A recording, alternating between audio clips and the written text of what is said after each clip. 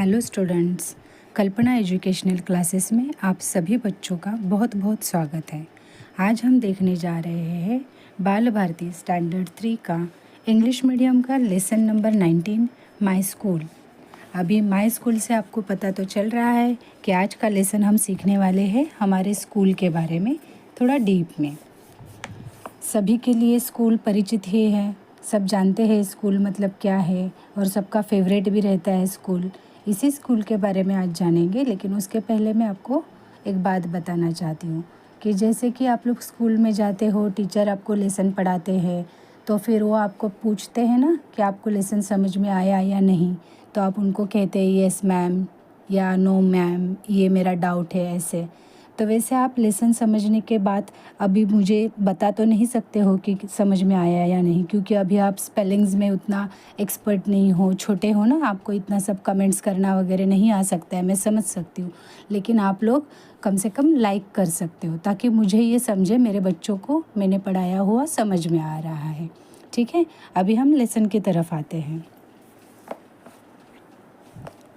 यहाँ पे my school के बारे में हमें पढ़ना ही है, तो यहाँ पे एक छोटा सा ड्रामा टाइप दिया है शुरू में। जैसे कि दो बच्चे हैं, सुरेखा और मिहिर नाम के, तो उनको लेके कुछ डायलॉग्स दिए हैं, वो हम लोग पहले पढ़ लेते हैं, फिर मैं आपको एक्सप्लेन कर लेती हूँ।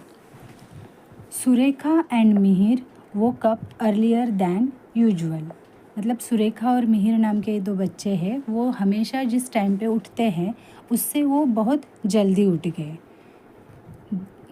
They began to get dressed without their parents' help. They were in a hurry to go to. In a hurry to get to school. Mother asked, "Surekha, why are you in such a hurry today?" अभी क्या होता है, ये बच्चों को हमेशा, आपको भी आपकी मम्मी या पापा कोई ना कोई स्कूल जाते समय आपको हेल्प करते रहेंगे ना, ड्रेस ले लो, ये ले लो, टाइम टेबल भर लो। वैसे ही इन बच्चों को भी थोड़ा बहुत उनके पेरेंट्स हेल्प करते रहेंगे। लेकिन उस दिन वो लोग खुद जल्दी उठे और अपने पेरेंट्स से बिना किसी बात में हेल्प लेते हुए अपनी तैयारी फटाफट खुद ही करने लगे। तो इस बात को देख के उनके मम्मी ने उनको पूछा, अरे सुरेखा, आज क्या बात है, आज आप इतना जल्दी जल्दी में, गड़बड़ी में इतना तैयार हो रहे हो। देन सुरेखा क्या कहती है, देखो। Surekha replied, today is the birthday of my school, we will get sweets today, we clean our classroom yesterday. अभी सुरेखा है, वो कहती है कि हमारे स्कूल का आज बर्थडे है और हमें आज स्वीट्स भी मिलने वाले हैं, और कल हमने हमारे पूरे क्लासरूम को एकदम अच्छे से क्लीन भी किया है। Today there is a class cleanliness and decoration competition, I like my school very much. और आज क्या होने वाला है, आज हमारे स्कूल में क्लीनलीनेस और डेकोरेशन। क्लीनलीनेस मतलब साफ़ सफाई, स्वच्छता रहता है वो, और डेकोरेशन मतलब हम लोग हमारे स्कूल में कैसे अच्छे से उसे डेकोरेट करते, सजाते हैं, उसका कंपटीशन। कंपटीशन मतलब स्पर्धा आयोजित की गई, और मुझे मेरा स्कूल बहुत अच्छा लगता है, ऐसे सुरेखा ने रिप्लाई किया। तो अभी उनके फादर क्या कहते हैं उन्हें। Father said, Mihir, we didn't have anything like this in our time. अभी फादर कहते हैं, मिहिर, हमारे टाइम पे तो ऐसा कुछ भी नहीं होता था। तो मिहिर क्या कहते हैं, देखो। Mihir replied, daddy, just as we celebrate my birthday at home, in the school we celebrate our school's birthday. My school rank first in sports and various other competitions.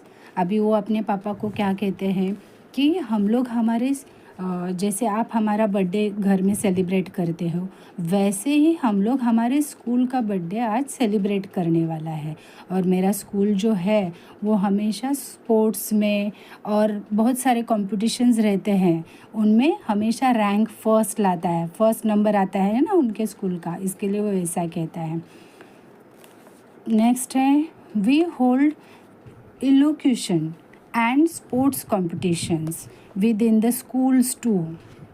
अभी वो इलोकेशन मतलब क्या, वक्तृत्व स्पर्धा। मतलब हम लोग कोई टॉपिक दिया जाता है, उसके ऊपर हमें खुद से बात करनी रहती है, चाहे 2 मिनट या 5 मिनट, जैसे आपको टाइम पीरियड दिया जाता है, उस पर आपको बोलना रहता है। उसके लिए आपका खुद का प्रिपरेशन नहीं रहता है, आपको ऑन द स्पॉट कोई भी टॉपिक दिया जाता है और उसके ऊपर आपको बोलना रहता है।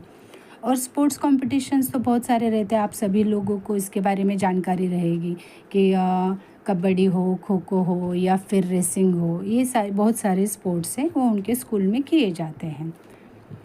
सो नेक्स्ट क्या कहता है वो, daddy I like working on the projects, going on trips and taking part in get togethers. वो अपने पापा जी को कहते हैं कि पापा मुझे प्रोजेक्ट्स, जो बहुत सारे प्रोजेक्ट्स दिए जाते हैं ना स्कूल में, आप लोगों को भी दिए जाते रहेंगे, ऐसे प्रोजेक्ट्स पर मुझे काम करना बहुत अच्छा लगता है। मुझे ट्रिप पे यानी जो पिकनिक्स रहते हैं वहाँ पे जाना भी बहुत अच्छा लगता है। और स्कूल में जो भी गेट टुगेदर्स रहते हैं, गेट टुगेदर्स यानी कि आप लोग जो गैदरिंग्स कह सकते हो या फिर कोई मेल बना के आप लोगों को मतलब मीटिंग्स के लिए या फिर अरेंज किया जाता होगा, जैसे जिस स्कूल में जैसे लेते हैं उस तरह से गेट टुगेदर होता है, उसमें भी उसे पार्टिसिपेट करना अच्छा लगता है। ठीक है, ये यहाँ तक उन्होंने एक ड्रामा दिया है। तो इसमें बात समझ में आ रही है कि उनके स्कूल में स्कूल का बर्थडे जो है वो सेलिब्रेट करने वाले हैं और उसके लिए वो बच्चे कैसे कैसे तैयारी कर रहे हैं। आगे देखते हैं, कैन यू टेल, क्या आप बता सकते हैं, when was your school establish. यहाँ पे आपको सवाल पूछा गया है कि आपका स्कूल का इस्टेब्लिश मतलब कब स्थापित हुआ है आपका स्कूल।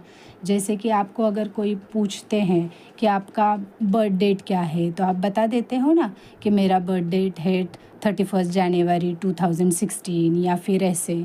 तो वैसे आपको आपके स्कूल की बर्थ डेट पूछी गई है, जिस दिन उसकी स्थापना हुई थी उस दिन का दिन बताना है। क्या आपको पता है? तो अगर आपको पता नहीं है तो आप आपके टीचर से जानकारी ले सकते हैं, ये सिर्फ आपके जानकारी के लिए है। How do you celebrate the foundation day of your school. अभी बहुत सारे स्कूल में उनका जो भी फाउंडेशन डे रहता रहेगा, जैसे हर एक का बर्थडे अलग रहता है वैसे हर स्कूल का फाउंडेशन डे भी अलग रहता है ना। जिस दिन पे वो उसका स्कूल का ओपनिंग हुआ रहेगा वो उनका फाउंडेशन डे है। तो वो डे कौन सा रहता है वो स्कूल वाले आपको बताते रहेंगे कि कल अपने स्कूल का फाउंडेशन डे है और हम लोग उसको ऐसे सेलिब्रेट करेंगे।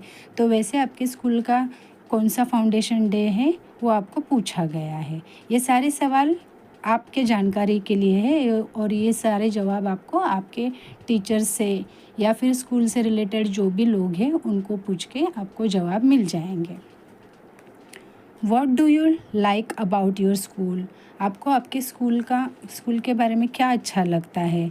जैसे कि आपका स्कूल किस मामले में आपको पढ़ाई में ज़्यादा एक्सपर्ट रहता है या फिर स्पोर्ट्स में अच्छा रहता है, तो किस वजह से आपको वो ज़्यादा अच्छा रहता है। ये सब आपके खुद के ओपिनियंस हैं जो आपको बताने हैं। ठीक है, नेक्स्ट देखते हैं, डू यू नो, क्या आपको पता है, in the olden days in our country students used to go to their teacher's house to receive education.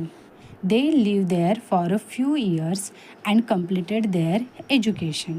अभी क्या होता था बहुत पहले ज़माने में, एकदम ओल्डन डेज़ में, कि हमारे देश में जितने भी स्टूडेंट्स रहते थे वो टीचर्स के घर में एजुकेशन लेने के लिए जाते थे, पढ़ाई करने के लिए वो अपने टीचर्स के घर पे जाते थे और वो वहाँ पर ही बहुत सारे मतलब कम से कम 10, 15, 16 साल के होते हैं तब तक वो वहाँ पे रह के ही पूरा एजुकेशन कंप्लीट कर लेते थे और उसके बाद ही अपने घर लौट के आते थे। उसके बाद क्या हुआ, in the later period a teacher and students of different ages came together. The teachers will then teach the students trace letters and numbers on the ground. अभी उसके बाद के पीरियड में क्या हुआ, टीचर्स और अलग अलग एज ग्रुप के लोग इकट्ठा आने लगे। टुगेदर मतलब क्या, इकट्ठा या एकत्रित होने लगे। तो अभी इसमें अलग अलग एज ग्रुप के हैं, जैसे अभी आपके समय में कैसा हो रहा है अभी कि थर्ड के बच्चे कितने साल के रहेंगे, 9 साल के या ज़्यादा से ज़्यादा 10, है ना। तो वैसे पहले नहीं रहता था, एक पर्टिकुलर शिक्षा लेने के लिए कोई एक ही ग्रुप के बच्चे मिलना बहुत मुश्किल होता था। कभी वहाँ पे कोई 8 साल का बच्चा है तो कभी कोई 15 साल का है, कभी 20 साल का है, ऐसे किसी भी उम्र के बच्चे वहाँ पे स्टूडेंट्स करके पढ़ने के लिए आते थे। The teachers would teachers the students, और ये जो टीचर हैं वो उन्हीं सारे बच्चों को इकट्ठा वहाँ पे पढ़ा लेते थे।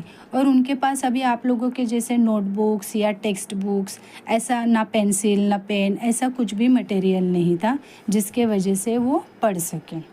तो उनको क्या करना पड़ता था, ग्राउंड में, यानी कि जो मिट्टी रहती है ना, आप प्लेग्राउंड में जाते हो तो वहाँ पे आपको मिट्टी पता चलती है कि खेलने के लिए आप लोग स्पोर्ट्स के लिए जाते रहेंगे ना ग्राउंड में, तो वैसे ग्राउंड में वो लोग रहते थे। और वहाँ पे टीचर्स उनको है वो स्टिक से, मतलब कोई भी डंडी जैसा रहेगा, लकड़ी जैसा, उसी का सपोर्ट लेके वो ग्राउंड में लेटर बना के दिखाते थे, जैसे कि ए है या बी है। तो फिर ऐसे लेटर्स वो ग्राउंड पे लिख के अपने बच्चों को सिखाते थे और बच्चे भी ग्राउंड में उसको सीख लेते थे। In this period opportunities for girls education were very rare. अभी ये जो टाइम था वहाँ पे बाकी के लोगों को ही सुविधाएं नहीं थी, तो फिर गर्ल लड़की जो है रहती है तो गर्ल्स का एजुकेशन होना तो बहुत ही मुश्किल था। लड़कियों के लिए तो कोई वहाँ पे सुविधा ही नहीं थी। When the British introduced the present school system, Mahatma Phule and Kranti Jyoti Savitribai Phule began in Pune to educate girls. अभी हमारे देश में अंग्रेज़ आए, ब्रिटिशर्स, तो उन्होंने स्टार्टिंग में स्कूल शुरू कर दिए, जो आज हम लोग जिस स्कूल में जाते हैं ना पढ़ने के लिए। तो ये सारी सिस्टम कब से शुरू हो गई है, जब से ब्रिटिश हमारे देश में रहते थे और उन्होंने ये स्कूल हमारा इंट्रोड्यूस किया है। ये जो स्कूल की जो सिस्टम है वो ब्रिटिशर्स ने इंट्रोड्यूस की हुई सिस्टम है।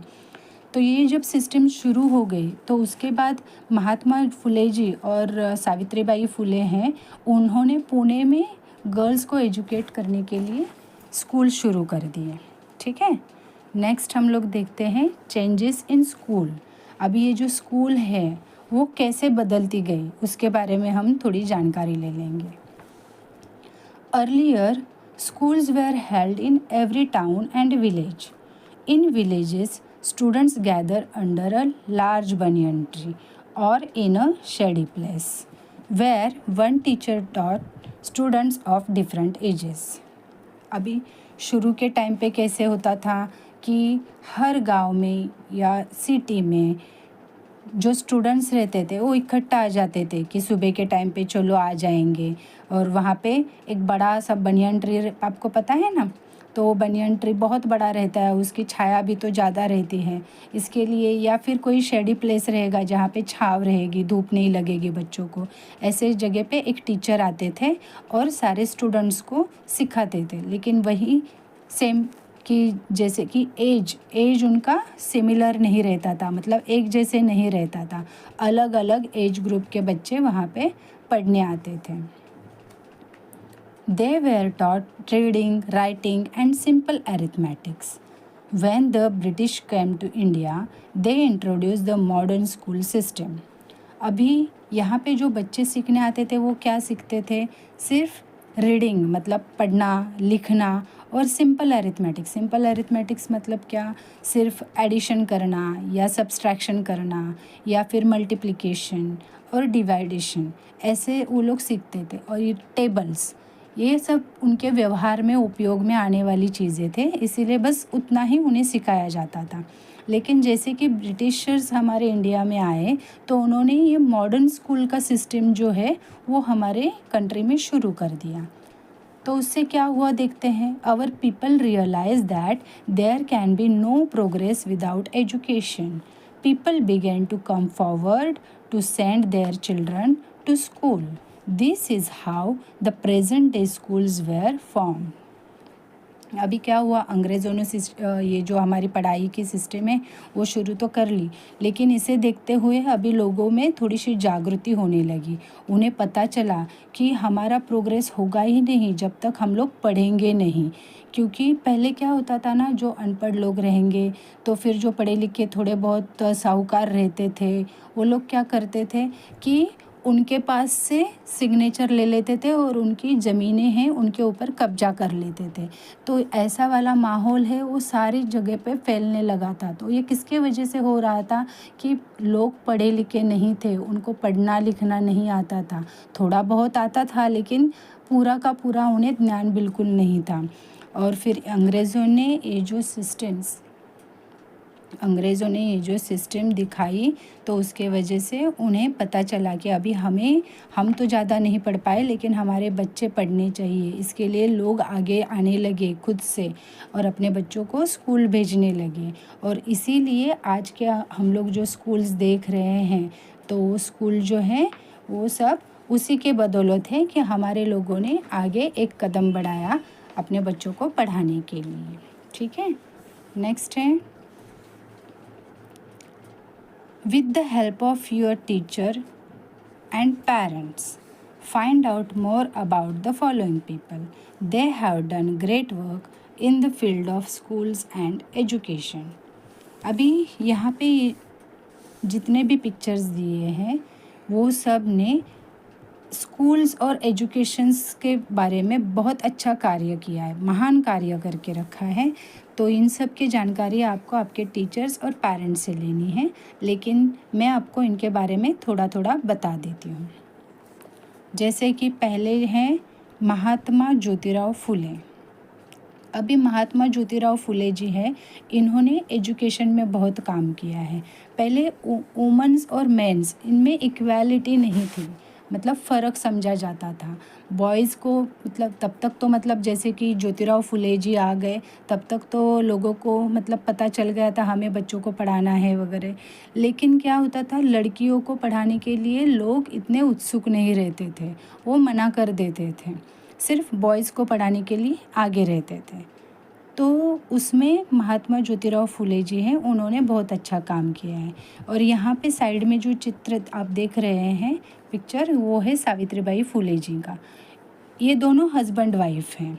तो इन्होंने भी पढ़ाई के इसमें बहुत अच्छा कार्य किया है।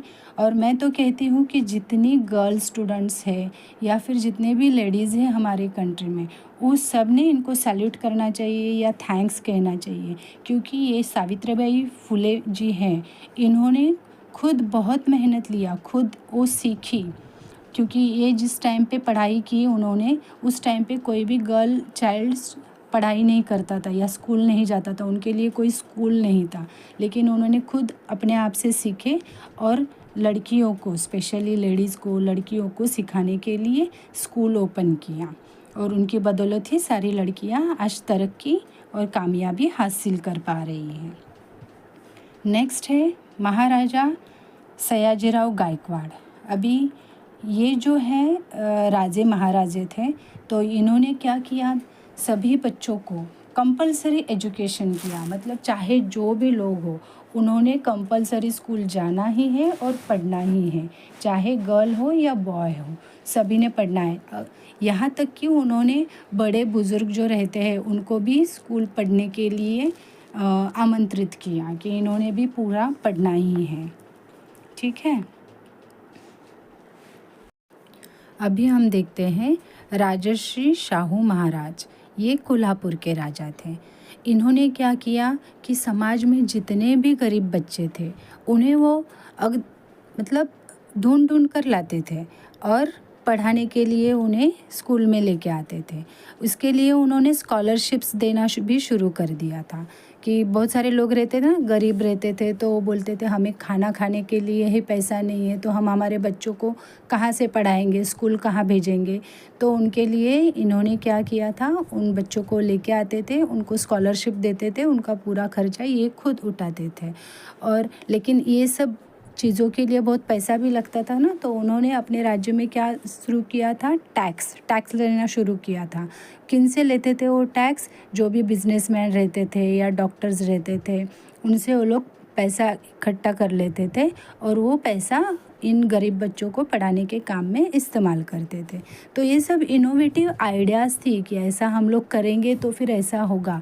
आज ये तो हम सभी लोगों को पता है कि ऐसा हो सकता है, टैक्स लेते हैं और स्कॉलरशिप्स, बहुत अच्छे पढ़ाई करेंगे, मार्क्स लाएंगे तो स्कॉलरशिप मिलती है, तो उसमें पैसे मिलते हैं या फिर हमारा एजुकेशन फ्री हो जाता है।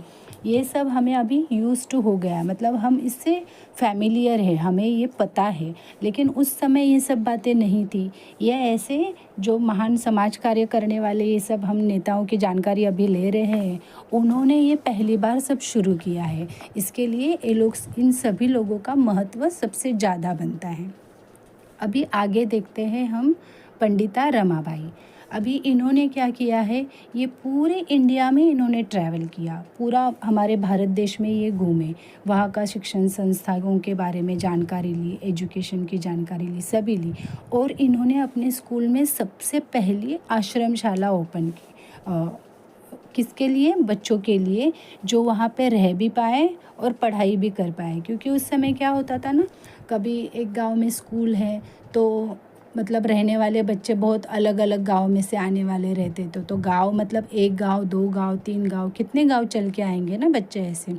या फिर रोज़ रोज़ फिर उन्हें कैसे ट्रैवल कर पाएंगे? उस समय तो गाड़ियाँ भी नहीं रहती थी इतना, तो ऐसे बच्चे कितना चल के आएंगे? ये सब असुविधाएं देखते हुए उन्होंने आश्रमशाला जैसे स्कूल ओपन किए, जैसे कि अभी हम उनको कहते हैं हॉस्टल्स वगैरह। तो हॉस्टल्स में कैसे रहता है कि बच्चों की रहने की सुविधा रहती है और उसी जगह पे स्कूल्स भी रहते हैं, तो बच्चे इकट्ठा वहाँ पे पढ़ लेते हैं। तो ये सब इनोवेटिव आइडिया शुरू में इन्होंने शुरू की आश्रमशाला स्कूल ओपन करके, कि जहाँ पे बच्चे एक ही जगह पे रहते थे, एक ही जगह पे पढ़ लेते थे। नेक्स्ट है महर्षि धोंडू केशव कर्वे। अभी इनको प्यार से लोग अन्ना कर्वे भी कहते थे। इन्होंने क्या किया था, इन्होंने भी एजुकेशन में बहुत कार्य किया था, लेकिन वो आज़ादी के पहले किया था। अभी विडोज़ मतलब आपको पता है ना, ऐसे वुमेंस जिनके हस्बैंड नहीं है उनको विडोज़ कहा जाता है। जैसे कि विधवा माने विडोज़। तो ये जो विडोज़ रहते थे उनको एजुकेशन देने के बारे में भी अपना समाज बहुत एकदम नाखुश रहता था। जैसे कि वो कहते थे अभी ये तो विडोज़ है, विधवा है, ये पढ़ लिख के क्या करेंगी? लेकिन उनको तो पढ़ाई की और ज़्यादा ज़रूरत रहती थी, ताकि क्योंकि उनके हस्बैंड जो है वो नहीं रहते थे, तो फिर उनको अपना कार्य जो भी दिनचर्या, दिन का जो वर्क रहता है, जैसे खाना पीना हो या रहना हो, वो सब का खर्चा वो लोग कहाँ से लाएंगे? तो उनके लिए वो खुद ही पढ़ी लिखी रहेंगी तो कुछ काम काज कर पाएंगे और उससे वो लोग कुछ अर्न कर पाएंगे, कुछ कमा पाएंगे और अपने बच्चों का और खुद का पेट पाल सकते थे। इसके लिए उनको भी पढ़ा लिखा होना ज़रूरी है, इस बात का एहसास ये अन्ना कर्वे जी है उनको हो गया था। इसलिए उन्होंने विडोज़ के लिए शिक्षण संस्था शुरू की थी। ठीक है, नेक्स्ट है डॉक्टर बाबा साहेब अम्बेडकर। अभी आप सबको तो इनके बारे में पता ही है, क्योंकि डॉक्टर बाबा साहेब अम्बेडकर ने हमारे देश के लिए बहुत सारा काम किया हुआ है और इन्होंने इतनी पढ़ाई की है, शायद ही इनके जितना कोई पढ़ सकेगा। इनका एक सेंटेंस, फेमस सेंटेंस रहता था मराठी में, शिका संघटित वा संघर्ष करा। मतलब क्या? शिका मतलब क्या कि पढ़ो, संगठित व्हा मतलब यूनिटी बनाओ, आप एक ग्रुप बनाओ, हमेशा ग्रुप में रहो, सेपरेट ना रहो, और संघर्ष करो मतलब आवाज़ उठाओ, कुछ भी अगर अन्याय होता है तो आवाज़ उठाओ। ये इनके फेमस सेंटेंसेस थे। नेक्स्ट है कर्मवीर भाऊराव पाटिल। अभी कर्मवीर भाऊराव पाटिल जो है उन्होंने क्या किया था, रयत एजुकेशन नाम की संस्था ओपन की थी और इसमें वो लोग ज़्यादा दर जिनका इनकम कम रहता है, जिनके पास पैसे कम रहते हैं, ऐसे लोगों को, या फिर जो लोग बैकवर्ड कास्ट में आते हैं, उन लोगों के लिए इन्होंने शिक्षण संस्था है वो स्थापित की, जिनका नाम था रयत शिक्षण संस्था। नेक्स्ट है डॉक्टर पंजाब राव देशमुख। अभी इनका कार्य तो बहुत ही बड़ा है, हम जितना बताए उतना कम है। इन्होंने तो 24 डिग्री कॉलेजेस निकाले हैं। डिग्री कॉलेजेस मतलब कौन से, जो 13वीं के बाद रहते हैं ना फाइनल ईयर तक, मतलब 13वीं 14वीं 15वीं, ऐसे इन्होंने 24 कॉलेजेस निकाले हैं और 54 अदर कॉलेजेस निकाले हैं और 75 हाई स्कूल्स निकाले हैं, ओपन किए हैं मतलब। और जितने भी स्कूल्स हैं उससे 75 स्कूल्स के अलावा उन्होंने 35 हॉस्टल्स मतलब जहाँ पे रहने की सुविधाएं रहती हैं, ऐसे 35 हॉस्टल्स निकाले हैं। और अकोला जो है वहाँ पे उन्होंने खुद की यूनिवर्सिटी भी निकाली हुई है। मतलब देखिए इन्होंने एजुकेशन में कितना बड़ा कार्य किया है। ठीक है, नेक्स्ट हम लोग देखेंगे डू यू नो, क्या आपको पता है। Many people were curious to see the annual result of Savitribai Phule school for girls. अभी बहुत सारे लोग हैं वो उत्सुक रहते थे कि उनका सावित्रीबाई फुले, ये जो सारे समाज का विरोध लेके उन्होंने बहुत मेहनत ली हुई है कि लड़कियों को सिखाने के लिए, इतनी मेहनत ली है कि उन्होंने ज़रूरत पड़ने पे खुद को मतलब जो लोग सामने रहते थे वो कभी उनको पत्थर से मारते थे, कभी कीचड़ उनके चेहरे पे डालते थे, कभी गोबर डालते थे, फिर भी उन्होंने कभी हार नहीं मानी। लड़कियों को पढ़ाने के लिए वो हमेशा आगे ही बढ़ती रही, कभी पीछे मुड़ के वापस नहीं आई। तो इनका जो स्कूल था वो चालू होने के बाद रिज़ल्ट का दिन आया था, तो उस दिन लोगों को बड़ी उत्सुकता थी कि क्या पता इन्होंने क्या लड़कियों को सिखाया है, कैसे सिखाया है, उनका क्या रिज़ल्ट है, लड़कियां क्या पढ़ भी पा रही है कि नहीं, उनको समझ में आ रही, बहुत सारे सवाल रहते रहेंगे उनके दिमाग में। तो सब देखने के लिए बहुत सारे लोगों ने भीड़ की थी और उत्सुक थे। तो वहाँ पे प्राइज़ डिस्ट्रीब्यूशन था, तो हम देखते हैं क्या लिखा है। When the girl who stood first was given a price, she said I don't want a price, I want a library for the school. अभी यहाँ पे जो एक लड़की थी उसको फ़र्स्ट प्राइज़ मिला था कि उस लड़की को अच्छे मार्क्स आए थे, उसके वजह से उसको फ़र्स्ट प्राइज़ मिला था और उसको प्राइज़ दिया गया। तो उसने क्या कहा कि मुझे प्राइज़ नहीं चाहिए, मुझे अपने स्कूल के लिए लाइब्रेरी चाहिए जिसमें किताबें हो पढ़ने के लिए। मतलब आप देखो कि सावित्रीबाई फुले जी हैं, उन्होंने लड़कियों के बीच में पढ़ाई के लिए कितना अच्छे विचार डाले थे कि उस लड़की को प्राइज़ दिया गया, लेकिन उसने उसको रिफ्यूज़ कर दिया, मना कर दिया, कहा कि मुझे प्राइज़ नहीं चाहिए, मुझे किताबें चाहिए, वो भी अपने स्कूल के लिए। तो इतनी जागृति, मतलब इतने अच्छे विचार उस लड़की के मन में आए थे। ऑब्वियसली दूसरे लड़कियों के मन में भी ये सारे विचार आते ही रहेंगे। This girl use to study until late in the night at home. और वो लड़की क्या करती थी, देर तक अंधेरे में खुद घर में पढ़ाई करती रहती थी। मतलब उसको पढ़ाई का महत्व क्या है वो खुद के मन से पता चल गया था। उसको कभी मतलब पेरेंट्स को बताना नहीं पड़ रहा था कि आप पढ़ो, जैसे कि हम लोग आप लोगों को बोलते रहते हैं आप पढ़ो, पढ़ाई करो। उस समय तो लड़कियों को पढ़ाया ही नहीं जाता था, लेकिन जिस लड़की को प्राइज़ मिला था उसके मन में इतना पढ़ाई के लिए अच्छा लग रहा था उसे कि वो खुद रात भर देर समय तक पढ़ती रहती थी। Jyotirao and Savitribai had arranged to give agricultural and technical education to the children in the school। और ये जो कपल है मतलब ज्योतिराव और सावित्रीबाई जी, इन्होंने एग्रीकल्चर के साथ टेक्निकल एजुकेशन भी बच्चों को स्कूल में पढ़ाना शुरू कर दिया था। नेक्स्ट है our national anthem was written by Gurudev Rabindranath Tagore. यहाँ पे आप पिक्चर देख पा रहे हो, ये हैं रविंद्रनाथ टैगोर जी। इन्होंने हमारा नेशनल एंथम लिखा है। आपको पता है ना, आप स्कूल में जाते हो तो नेशनल एंथम बोलते हो ना, जन गण मन, है ना। तो वो सब किसने लिखा था, वो रविंद्रनाथ टैगोर जी ने लिखा हुआ था।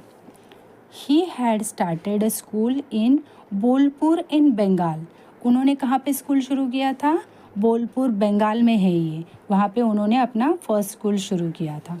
The school was held in the midst of green trees, colorful flowers, chirping birds under the blue sky.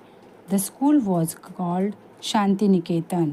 अभी इन्होंने जो स्कूल स्टार्ट किया था वो कहाँ पे था, वो ऐसे किसी बिल्डिंग में या किसी रूम में ऐसा स्कूल नहीं था। वो बहुत अच्छे अच्छे कलरफुल फ्लावर्स के बीच में, हरे ट्रीज़, पेड़ पौधे, आपको पता है ना, जहाँ पे बर्ड्स की मतलब चिपिंग रहती है, आवाज़ आती रहती है, और नीले आकाश के जहाँ पे हम लोग बैठेंगे तो हमें ऊपर नीला आकाश भी दिखाई देगा, नीचे ग्राउंड दिखाई देगा। ऐसे ओपन स्पेस में वो लोग बच्चों को पढ़ाते थे। वहाँ पे कोई भी शोर या कोई गड़बड़ी नहीं थी। तो इस स्कूल का नाम उन्होंने रखा था Shantiniketan. Children love children love that school very much. बच्चों को ये स्कूल बहुत अच्छा लगता था। How peaceful it was, no voice, no cars, no sounds of automobiles, no clatter of horse carriages, a school in the shade of a tree, students were taught to sing and dance. अभी क्या होता था कि ये जो school जहाँ पे था उसके आजू बाजू में कोई भी किसी भी प्रकार का आवाज़ नहीं था, ना गाड़ियों का आवाज़ था, ना मतलब किसी घोड़ा गाड़ी का आवाज़ था, ना ही किसी कोई भी प्रकार का वहाँ पे ऐसा साउंड नहीं था जिसके वजह से बच्चे डिस्टर्ब हो जाए। एकदम कूल और शांत जगह थी वो। वहाँ पे इन्होंने डांस और गाना मतलब सिंगिंग और डांसिंग के टीचिंग शुरू कर दी थी। They were taught arts and crafts, और वहाँ पे वो लोग बच्चों को आर्ट और क्राफ्ट भी सिखाते थे। अभी आपको पता है आर्ट और क्राफ्ट क्या रहता है। Children put up their own plays, sang, danced and learn new subjects. अभी वहाँ पे बच्चे क्या करते थे, खुद अपने आप से ही गाने गाते थे, डांस कर लेते थे, और ड्रामाज, प्लेज मतलब जो भी ड्रामाज, नाटक कहते हैं हम लोग उसको, वो खुद ही बना लेते थे और उस पर एक्टिंग भी कर लेते थे। Childrens from other countries also came to study here. अभी सिर्फ हमारे भारत देश के ही नहीं, तो भारत देश के अलावा भी दूसरी कंट्रीज जो है वहाँ से भी बच्चे यहाँ पे पढ़ने के लिए आते थे। Tagore was awarded the Nobel prize in 1913। He gave the prize money to he school. अभी ये माना जाता है कि नोबेल प्राइज़ सारे प्राइज़ में सबसे बड़ा रहता है, तो ये प्राइज़ टैगोर जी को मिला था 1913 में। तो इन्होंने ये प्राइज़ की जो भी मनी थी वो सारे मनी यानी जो भी पैसा था वो सारे इसी स्कूल को डोनेट किया था, दे दिया था इसकी ग्रोथ के लिए। नेक्स्ट है महात्मा गांधीजी's views about education are important. He laid stress on the dignity of labor and on learning by doing. अभी महात्मा गांधी जी है, इनके भी एजुकेशन के बारे में बहुत अच्छे विचार है और इनका इम्पोर्टेंस भी बहुत ही है। उन्होंने मेहनत करो और पढ़ो ये संदेशा सबको दिया था। जैसे कि वो अपना खुद का वस्त्र भी, चरखा, आपको पता है ना, चरखे से वो धागा बना लेते थे, सूत का धागा, और उससे जो कपड़ा बनता था वही वो पहनते थे। Maulana Azad was the first education minister of independent India. अपनी इंडिपेंडेंट इंडिया मतलब अपना देश आज़ाद होने के बाद अगर सबसे पहले एजुकेशन मंत्री कौन बने हैं तो वो कौन थे, वो थे Maulana Azad ji. He appointed the university education commission and the secondary education commission. अभी हम लोग जो एजुकेशन कमीशन के बारे में हमेशा बात करते हैं, यूनिवर्सिटी एजुकेशन कमीशन हो या सेकेंडरी एजुकेशन कमीशन हो, वो किसने अपॉइंट किया था हम लोग को पता है, वो अपॉइंट किया था मौलाना आज़ाद जी ने। He also played an important part in the establishment of the university grants commission. और इन्होंने इम्पॉर्टेंट पार्ट किस में किया है, यूनिवर्सिटी ग्रांट्स का कमीशन जो रहता है उसके इस्टेब्लिशमेंट का मतलब उसकी स्थापना का काम भी इन्होंने ही किया हुआ है। He firmly believed that science and technology must be included in curriculum. अभी इनका बहुत एकदम बोलते हैं ना, एकदम से विश्वास था कि जो भरोसा था कि उनको ये लगता ही था कि साइंस और टेक्नोलॉजी जो है वो हमारे एजुकेशन में ऐड होनी चाहिए। जो हम लोग जो पढ़ते हैं आज हम लोग साइंस पढ़ लेते हैं या आईटी हम लोग पढ़ लेते हैं, वो हमारे एजुकेशन में इंक्लूड होना ही चाहिए था। अगर उसके लिए इन्होंने उस टाइम पे अगर मेहनत नहीं की होती कि इसको ऐड करो हमारे एजुकेशन सिस्टम में, तो शायद आज हम लोग साइंस और आईटी से दूर रहते थे, वंचित रहते थे, मतलब वो हम लोग नहीं ले पाते थे। मेरे शब्द कभी बीच में अगर हार्ड भी आ जाए, वो इसके लिए ज़रूरी है कि ताकि आपको भी ये शब्द पता रहने चाहिए। उसके बारे में थोड़ा मैं बाद में भी बताती रहती हूँ। अभी वंचित मतलब क्या, उसका लाभ न ले पाने वाले। The 11th of November, the date of his birth, is observed all over the country as National Education Day। और इसीलिए उनका जो बर्थ डेट है, बर्थ डेट क्या है उनका 11 नवंबर, तो इसी 11 नवंबर को हम लोग नेशनल एजुकेशन डे हमारे कंट्री में सेलिब्रेट करते हैं। अगली जानकारी हम अभी अगले पार्ट में ले लेते हैं। तब तक आप इस पार्ट का रीडिंग कर लीजिए, हार्ड वर्ड जो है वो लर्न कर लीजिए। Thank you.